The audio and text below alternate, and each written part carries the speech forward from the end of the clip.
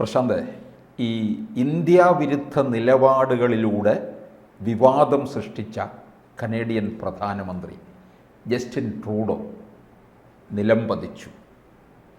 ഇന്ത്യയോടെ കളിച്ചതിനുള്ള ഒരു നല്ല തിരിച്ചടി തന്നെയാണ് കിട്ടിയിരിക്കുന്നത്. ഏതാണ്ടൊരു 8-9 വർഷക്കാലം വലിയ രീതിയിൽ കയറി വന്നതാണ്. പക്ഷെ പെട്ടെന്ന് അദ്ദേഹം ഈ ഖാലിസ്ഥാൻ തീവ്രവാദികളെ അങ്ങനെ പ്രോത്സാഹിപ്പിച്ചു കൊണ്ടുവന്നു. അതാണ് അദ്ദേഹത്തിന് നാശം വിതച്ചിരിക്കുന്നത്. ഒടുവിൽ രാജിവെക്കേണ്ട ഒരു സ്ഥിതിയിലേക്ക് കാര്യങ്ങൾ മാറി. അധികാരത്തിൽ വരുമ്പോൾ വലിയ ആവേശവും ഒക്കെ ഉണ്ടാക്കിയതാണ്. ഒരു ചെറുപ്പക്കാരനും ഒക്കെ ആയിരുന്നല്ലോ. അങ്ങനെ അത്തരത്തിൽ ശ്രദ്ധേയമായി മാറുകയും ചെയ്തു. പക്ഷേ അധികം വൈകിയില്ല, വലിയ പതനം തന്നെയാണ് സംഭവിച്ചിരിക്കുന്നത്. അദ്ദേഹത്തിൻ്റെ അച്ഛനും പ്രധാനമന്ത്രിയായിരുന്നു. അദ്ദേഹവും നമുക്ക് അന്ന് ബുദ്ധിമുട്ടുണ്ടാക്കിയിട്ടുള്ള ആളാണ്. അന്ന് ചില വിമാന ഒക്കെ ബന്ധപ്പെട്ട്. അപ്പോൾ ഇദ്ദേഹം വന്നതെന്ന് വെച്ചാൽ ഇദ്ദേഹം ഇപ്പോൾ 10 കൊല്ലം ഏറ്റവും ചെറുപ്പക്കാരനായിട്ടുള്ള കനേഡിയൻ പ്രധാനമന്ത്രി ആയിരുന്നല്ലോ. അന്ന് ലോകത്ത് മൊത്തം ഈ പ്രധാനമന്ത്രി വരുന്നതിനെ പറ്റി വലിയ ചർച്ചയാണ്. കാരണം ഇത്രയും ചെറുപ്പമല്ലേ. ഇന്ന് 9 കൊല്ലം കഴിയുമ്പോൾ പോലും അദ്ദേഹത്തിന് 50 വയസ്സായിട്ടില്ലെന്നാണ് എൻ്റെ ഒരു അറിവ്. എന്തായാലും 50 ആകത്തേ ഉള്ളൂ. അപ്പം അന്നത്ര വയസ്സുണ്ട് പ്രധാനമന്ത്രി ആകുമ്പോൾ. അപ്പോൾ 9 കൊല്ലം കഴിഞ്ഞു. 10 കൊല്ലം ഇരിക്കേണ്ടതാണെന്ന് തോന്നുന്നു. അപ്പം 1 കൊല്ലത്തെ ബാക്കി നിൽക്കുകയാണ് ഇലക്ഷന് വേണ്ടി. അതിനു മുമ്പേ അദ്ദേഹത്തിന് പടിയിറങ്ങേണ്ടി വരുന്നു. അതായത് ആ മനുഷ്യൻ വളരെ ചെറുപ്പത്തിലെ പ്രധാനമന്ത്രി ആയെങ്കിൽ തന്നെ അതിന് യോഗ്യനല്ല എന്നാണ് നമ്മൾക്ക് ഇപ്പോൾ കാണുവാൻ സാധിക്കുന്നത്. കാരണം പ്രധാനമന്ത്രി പദത്തിലിരുന്നിട്ട് അത് വളരെ കൃത്യമായിട്ട് കൊണ്ടുപോകാൻ സാധിക്കുന്ന ഒരു രാഷ്ട്രീയം അറിയാത്തതാണ്. രാഷ്ട്രീയം എന്ന് പറഞ്ഞാൽ രാജ്യത്തെ സംബന്ധിക്കുന്ന വിഷയമാണല്ലോ. രാജ്യത്തിൻ്റെ അദ്ദേഹത്തെ ഏൽപ്പിക്കുമ്പം ഉണ്ടാകുന്ന അവസ്ഥ, അതിന് മുമ്പുള്ള അവസ്ഥ, നാളെ കാലത്തെ എങ്ങനെയാവണം, അതാണല്ലോ രാഷ്ട്രീയം എന്ന് പറയുന്നത്. അതിനകത്ത് യഥാർത്ഥ രാഷ്ട്രീയത്തിൻ്റെ അർത്ഥം അതാണ്. അപ്പോൾ അതിന് കൊള്ളത്തില്ല, അങ്ങനെ മാറി നിൽക്കേണ്ടതായിട്ട് വരുന്നില്ല. അല്ലെങ്കിൽ അദ്ദേഹത്തെ മാറ്റി നിർത്തുന്നു, ജനാധിപത്യ സംവിധാനമായതുകൊണ്ട് മാറ്റി നിർത്തുന്നു.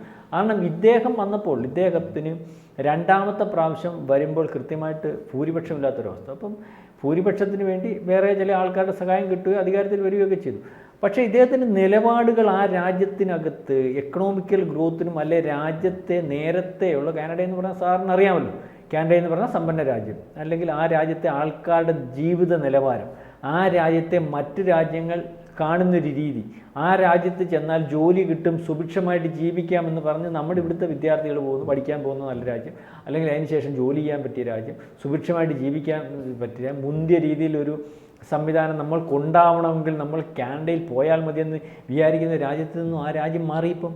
അദ്ദേഹത്തിൻ്റെ ഭരണത്തിന് ശേഷം ആ രാജ്യത്തിനകത്തുള്ള ആൾക്കാർക്ക് ജോലിയില്ലാതായി. കുടിയേറ്റ നിയമം അദ്ദേഹത്തിന് ഇഷ്ടമുള്ളതുപോലെ വരിച്ച് കുടിയേറ്റക്കാർ ഒരു ഘട്ടത്തിൽ ഖാലിസ്ഥാൻ വാദികൾ ആ രാജ്യത്ത് നിന്നുകൊണ്ട് ഇത് ഞങ്ങളുടെ രാജ്യമാണ്, നീയൊക്കെ യൂറോപ്പിൽ പൊക്കോ എന്ന് പറയുന്ന രീതിയിൽ മുദ്രാവാക്യം വിളിക്കുന്ന ഒരവസ്ഥയിലേക്ക് എത്തിച്ചു. കാരണം 24 MP സിഖുകാരുടെ ഭാഗമായിട്ടുള്ള പാർട്ടിയുടെ കൊണ്ട് 8 ലക്ഷം വോട്ട്, 24 MP വേണ്ടി സ്വന്തം രാജ്യത്തെ ജനതയെ ആ രാജ്യം വിട്ടു പോകാൻ ആഹ്വാനം ചെയ്യുന്ന ഖാലിസ്ഥാൻവാദികളുടെ കൂടെ നിന്നു. നിജാർ എന്ന് പറയുന്ന ഖാലിസ്ഥാൻ തീവ്രവാദിയെ കൊന്നത് ഇന്ത്യക്കാരനാണെന്ന് സിഖ് വംശകൻ അല്ലെങ്കിൽ ഖാലിസ്ഥാൻവാദി പറയുമ്പോൾ അത് കാനഡ ലോകസഭയിൽ പറയാൻ അല്ലെങ്കിൽ ഇവിടെ പറയുന്നതിന് വേണ്ടി സാധിക്കുന്നു. അദ്ദേഹത്തിൻ്റെ അടുപ്പമുള്ള അദ്ദേഹത്തിൻ്റെ മന്ത്രിമാരെ കൊണ്ട് ലോകത്തുടനീളം പറയിക്കുന്നു. ചില മാധ്യമങ്ങളുടെ വാർത്തകൾ ഉദ്ധരിച്ച് ഇന്ത്യയെ മോശമാക്കാൻ ശ്രമിക്കുന്നു. നരേന്ദ്രമോദിയെ വെല്ലുവിളിക്കുന്നു, അമിത്ഷായെ വെല്ലുവിളിക്കുന്നു, വിദേശകാര്യമന്ത്രിയെ വെല്ലുവിളിക്കുന്നു. ഇത് ഇന്ത്യയും കാനഡയും തമ്മിലുള്ള ബന്ധം എത്ര കാലത്തിൽ പഴക്കമുള്ളതാണ്, എത്ര ദൃഢമായിട്ടുള്ളതാ, എന്തെല്ലാം ക്രയവിക്രയങ്ങൾ അല്ലെങ്കിൽ നയതന്ത്ര ഇത് കയറ്റുമതി ഇറക്കുമതിയുള്ളതാ. ഒരു അല്ലെങ്കിൽ ഒരു ഭരണത്തിൻ്റെ നിലനിൽപ്പിന് വേണ്ടി 10-24 MP അല്ലെങ്കിൽ 8 ലക്ഷം വോട്ട് അവിടെ ഉണ്ട്, അവർക്ക് ഇത്രയൊക്കെ ചെയ്യാൻ സാധിക്കുമെന്ന് പറഞ്ഞാൽ അവർ കാണിക്കുന്നത് എല്ലാം അതായത് സ്വന്തം താല്പര്യം സംരക്ഷിക്കാൻ വേണ്ടി. ശരിക്കും പറഞ്ഞാൽ ട്രൂഡോ ചെയ്ത് സുഹൃത്തുക്കളെ മൊത്തം, ശക്തന്മാരെ മൊത്തം, രാജ്യത്തെ ജനങ്ങളെ മൊത്തം ഒറ്റുകൊടുത്തു, അല്ലെങ്കിൽ തള്ളിപ്പറഞ്ഞു. അതിൻ്റെ ഫലമായിപ്പോൾ ട്രൂഡോ അനുഭവിക്കുന്ന പറഞ്ഞാൽ ട്രൂഡോയുടെ ഭരണപരിചയക്കുറവ് അല്ലെങ്കിൽ ട്രൂഡോ നയിച്ച രീതി ശരിയല്ലാതായി. ഇന്ത്യ പോലുള്ള ഒരു മഹാരാജ്യത്തോട് ഉടക്കിക്കഴിഞ്ഞാൽ ഇന്ത്യ വെറുതെ ഇരിക്കുക. നയതന്ത്ര ഉദ്യോഗസ്ഥന്മാരെ തിരിച്ചു പിടിക്കുന്ന അവസ്ഥ നമുക്ക് വന്നില്ലേ? അല്ലെങ്കിൽ അവരുടെ നയതന്ത്ര ഉദ്യോഗസ്ഥന്മാരെ വിളിച്ചു വരുത്തിയ പ്രതിഷേധം ഇറങ്ങേണ്ട അവസ്ഥ. നയതന്ത്രത്തിൽ ഏറ്റവും കഠിനമായ തീരുമാനങ്ങൾ കാനഡ ഭാഗത്തു നിന്ന് എടുക്കേണ്ടി വന്നു. നമ്മളെ ഇല്ലായ്മ ചെയ്യുമെന്ന് പറയുന്ന, നമ്മുടെ രാജ്യം വിഭജിക്കുമെന്ന് പറയുന്ന രാജ്യത്ത് നമ്മുടെ സമരങ്ങൾക്ക് പിന്തുണ കൊടുക്കുന്ന, അല്ലെങ്കിൽ രാജ്യത്ത് പൊട്ടിത്തെറി ഉണ്ടാക്കുന്ന, പാർലമെൻറ്റ് പൊട്ടിക്കുമെന്ന് പറയുന്ന ട്രൂഡോയ്ക്ക് അവിടെ മെമ്പർഷിപ്പ് ഉണ്ട്. അയ്യോ, ട്രൂഡോയ്ക്കല്ല, പന്നൂനും ട്രൂഡോയ്ക്കും കൂടെ സംസാരിക്കാൻ പറ്റുന്ന അവസ്ഥ. അത്തരത്തിൽ നമ്മുടെ രാജ്യത്തെ ഛിന്നഭിന്നമാക്കാൻ ശ്രമിക്കുന്ന തീവ്ര ഗ്രൂപ്പുകൾക്കിടെ ഭാഗം നിന്ന് സംസാരിക്കുകയും ട്രൂഡോയ്ക്കും അവർക്കും തന്നെ സംസാരിക്കാൻ സാധിക്കുകയും ഒക്കെ ചെയ്യുന്ന രീതിയിലേക്ക് കാര്യങ്ങൾ പ്രൊമോട്ട് ചെയ്ത് പോകുമ്പോൾ ഇന്ത്യ രീതിയിൽ കൈകാര്യം ചെയ്യണം. അത് ഇന്ത്യക്കെതിരെയുള്ളൊരു നീക്കമല്ല. സാറേ, അത് ഈ കാനഡയുടെ ഒരു പ്രധാനമന്ത്രി ആ ഭരണം നിലനിർത്തുന്നതിന് വേണ്ടി ഈ രീതിയിലുള്ള മാർഗ്ഗമല്ല സ്വീകരിക്കേണ്ടത്. അല്ല, ഇന്ത്യയിൽ അദ്ദേഹം വന്നപ്പോഴേ എന്തായിരുന്നു, സർക്കാർ കൊടുത്ത ഔദ്യോഗിക ഇടങ്ങളിലല്ല അദ്ദേഹം താമസിച്ചത്, വേറെ മാറി താമസിക്കുന്നു. അത് വേറെ മാറി താമസിക്കുന്നു. അതിനുശേഷം വേറെ ചില ആക്ഷേപങ്ങൾ ഉണ്ടാകില്ല. അതൊക്കെ നമ്മുടെ ഒരു മാന്യത വെച്ച് നമ്മൾ പറഞ്ഞില്ലെന്നേ ഉള്ളൂ. അപ്പം ഞാനീ പറഞ്ഞത്, അദ്ദേഹം നിലനിൽപ്പിന് വേണ്ടി കളിച്ച കളി, അല്ലെ ഇന്ത്യയെ വെല്ലുവിളിച്ച കളി, ഇദ്ദേഹത്തിൻ്റെ വെല്ലുവിളിക്ക് പുറകിൽ ബൈഡനും അല്ലെങ്കിൽ അമേരിക്കയും ഒക്കെ ഉണ്ടെന്നുള്ളൊരു വർത്തമാനം നേരത്തെ ഉണ്ട്. അതാണ് ആ നീക്കങ്ങളുടെ പുറകിൽ. അല്ലെങ്കിൽ ഖാലിസ്ഥാൻ വാദികളെ പല ഘട്ടങ്ങളിൽ ഇന്ത്യയുടെ പ്രശ്നങ്ങൾക്ക് വേണ്ടി ഉപയോഗിച്ചിരുന്ന അമേരിക്കയും കാനഡയും ഈ ഒരു ഘട്ടത്തിൽ ഇന്ത്യയുടെ പ്രൊമോഷൻ അല്ലെങ്കിൽ ഇന്ത്യയുടെ എക്കണോമിക് ഗ്രോത്ത്, ഇന്ത്യയിൽ ഒരു കലാപം ഉണ്ടാക്കുന്നതിന് വേണ്ടി ഒരു കർഷക സമരത്തെ ഉപയോഗിക്കാം. അതിന് ഖാലിസ്ഥാൻ വാദികളെ ഉരുത്തിരിച്ചിട്ട് വീണ്ടും അവരെ സജീവമാക്കി നിർത്തുന്നതിന്, അത് കണ്ടെത്തി അവരുടെ പുറകെ നിൽക്കുന്ന ഇന്ത്യയെ, അല്ലെങ്കിൽ ഇന്ത്യ കുഴപ്പക്കാരനാണ്, അല്ലെ അജ്ഞാതൻ ഇന്ത്യക്കാരനാണ്. ഈ കർഷക സമരത്തോടു കൂടിയാണല്ലോ ഖാലിസ്ഥാൻ വാദികളെ അല്ലെ അജ്ഞാതരെ പലയിടത്തും കൊല്ലുന്നൊരവസ്ഥ വന്നേ. ഖാലിസ്ഥാൻ വാദികളാണ് കർഷക സമരം പ്രൊമോട്ട് ചെയ്തത്. ആ കർഷക സമരം ഇവിടെ ഒരു അട്ടിമറിക്ക് വേണ്ടിയാണ് ഉപയോഗിച്ചത്. ഇത് കണ്ടതിന് ശേഷം ഇവിടെ ഇന്ത്യക്കകത്ത് കയറി നമ്മുടെ പതാക വലിച്ചു പറിച്ചവനെയും ഇന്ത്യക്കകത്ത് അട്ടിമറി നടത്താനെയും ഒക്കെ നേതൃത്വം കൊടുത്തവനെ അവിടെ ഇവിടെയും പല രാജ്യങ്ങളിലും മരിച്ചിട്ടുണ്ട് 2021 തൊട്ട്. അന്നേരം അതിൻ്റെ ഭാഗമായിട്ട് നിജാർ മരിച്ചു കാണും. അത് പക്ഷേ ഏറ്റവും വലിയ പ്രൊമോഷനിൽ കാണിക്കേണ്ട കാര്യമൊന്നുമില്ലല്ലോ. ഈ നിജാർ എന്ന് പറയുന്ന ആൾ അവിടുത്തെ MPയോ അല്ലെങ്കിൽ ആ പ്രദേശത്തെ MLA ഒന്നും അല്ലല്ലോ. ഇവിടുത്തെ ഉള്ള തോന്നിവാസം കാണിക്കുന്നവനെ എല്ലാം പണ്ട് ഇവൻ്റെ അച്ഛൻ്റെ കാലം തൊട്ട് ഇവനെന്ന് വിളിച്ചതാണ്. ഈ കാനഡ ഇപ്പോഴത്തെ ട്രൂഡോയുടെ അച്ഛൻ്റെ കാലം തൊട്ട് അവിടെ കൊണ്ടുവന്ന് മെമ്പർഷിപ്പും കൊടുത്ത് അവിടെ വളർത്തിയെടുത്ത് ഇപ്പം ആ വളർത്തിയെടുത്തവൻ ഇവിടെ എന്തായാലും ഇന്ത്യ മഹാരാജ്യത്ത് നരേന്ദ്രമോദി ഇരിക്കുന്നിടത്തോളം കാലം ഖാലിസ്ഥാനൊന്നും ഉണ്ടാക്കത്തില്ല. അത് നല്ല ഉറപ്പുണ്ട്. അവൻ എത്ര ശ്രമിച്ചാലും ഇവിടെ ഉണ്ടാക്കത്തില്ല. ഇപ്പോൾ ഇവിടെ വരണമെന്നോ വേണ്ട എന്ന് വരെ തീരുമാനിച്ചിട്ടുണ്ട്.